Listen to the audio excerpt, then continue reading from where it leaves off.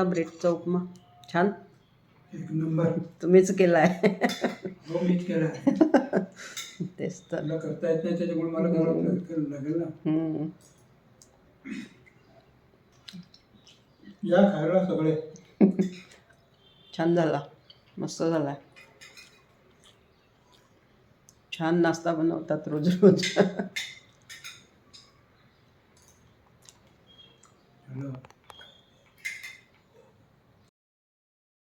नमस्कार, मी आहे किशोरी आणि किशोरीज किचन मराठीमध्ये तुम्हा सर्वांचं खूप खूप स्वागत आहे. तुम्ही आत्ताच बघितलं की मी आणि माझे मिस्टर आम्ही दोघेही ब्रेकफास्ट करत आहोत. तर आज माझ्या मिस्टरांनी बनवलेला आहे ब्रेडचा उपमा. आणि कसा करायचा आहे तर त्यासाठी त्यांनी पूर्वतयारी करून ठेवली आहे थोडीफार. तर एका बाजूला कांदे, टोमॅटो आणि हिरवी मिरची, कोथिंबीर चिरून ठेवलेला आहे आणि इकडे ब्रेड कटिंग करून घेत आहेत. तर अशा प्रकारे त्यांनी ब्रेड कट करून घेतले आहेत. एका पॅनमध्ये तेल टाकून घेतलं 1 चम्मच आणि जवळजवळ 1 चम्मच बटर टाकून घेत आहेत. तर बटरमुळे ह्या ब्रेडच्या उपम्याला खूप छान टेस्ट येते. त्यानंतर ते तेल आणि बटर गरम झाल्यानंतर त्यामध्ये जिरं घालून घेतलेलं आहे.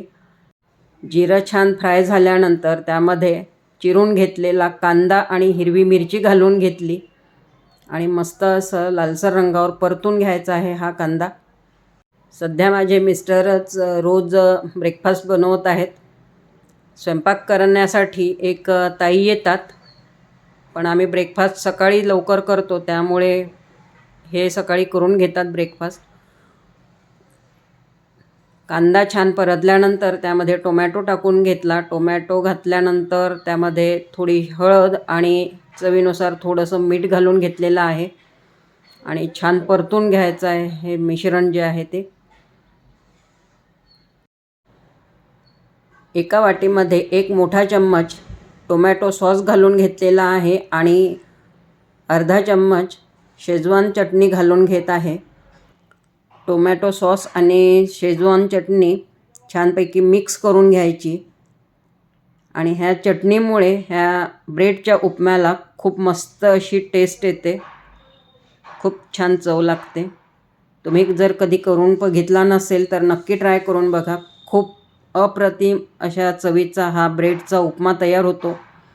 तर ब्रेड घालून घेतले होते आणि परतून घेतले आणि त्यानंतर आता टोमॅटो सॉस आणि शेजवान चटणीचं जे मिश्रण आहे ते टाकून घेतलेलं आहे आणि मस्त असं मिक्स करून घ्यायचं आहे. छानपैकी एकजीव करून घ्यायचं आहे. एकदम साधी सोपी पद्धत आहे पण चवीला खूप जबरदस्त लागते. त्यानंतर मस्त अशी भरपूर कोथिंबीर घालून घेतली आहे हिरवीगार. तर अशा प्रकारचा तुम्ही ब्रेडचा उपमा कधी करून बघितला नसेल किंवा खाल्ला नसेल तर नक्की करून बघा अशा पद्धतीने.